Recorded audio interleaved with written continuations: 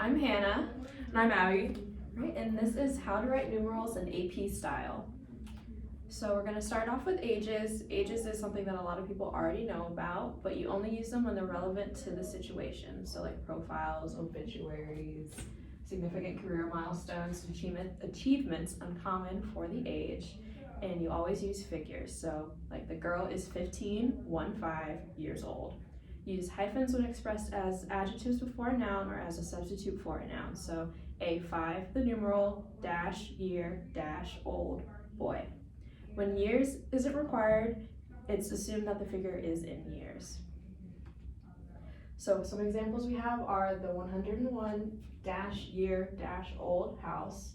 The woman, comma, 26, comma, has a daughter who is 2 months old.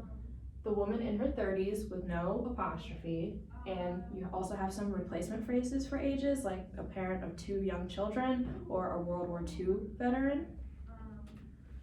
So now we're going to go into addresses. For some addresses, you would only use abbreviations for things like avenue, street, and boulevard. This is only with numbered addresses though. So like for example, 1600 Pennsylvania Avenue, you would abbreviate avenue. And then you'd spell out and capitalize only when it's part of a formal name without the number. So Pennsylvania Avenue would be spelled out completely. You'd also spell out and lowercase when it's used alone or with one or more street names, such as Massachusetts and Pennsylvania Avenues. And always remember to use figures for an address number. All similar words are also spelled out, such as alley, drive, road, and terrace. And then you capitalize when part of a formal name without a number, lowercase, and when alone with 2 or more names. Make sure to spell out and capitalize 1st through 9th when used as street names, and use figures for 10th and above. So going off of that, you'd abbreviate compass points to indicate direction ends of a street with quadrants of a city and a numbered address. So for example, 222 East 42nd Street. Don't abbreviate if the number is omitted, such as East 42nd Street. And then don't use periods and quadrant abbreviations unless customary locally. So for example, like NWSE for Northwest, Southeast. Moving on to amount and number. So you would use the word amount with things that can't be counted individually. So the amount of courage it takes to climb Mount Everest. And you would use number for things that can be counted individually. So the number of soldiers in the army. And on the opposite side of that, you have less and fewer. So you use less with things that can't be counted, like less paper, less paint, and fewer with things that can be counted. So fewer days, fewer votes.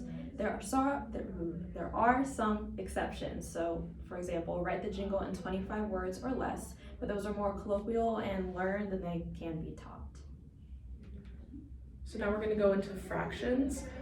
These you would spell out when the amount is less than 1 and use hyphens between words such as 2/3 and 4/5. So 2-thirds, 4-fifths. Use figures for precise amounts larger than 1 and convert decimals when they're needed. You'd use a / mark, for example, 1/8.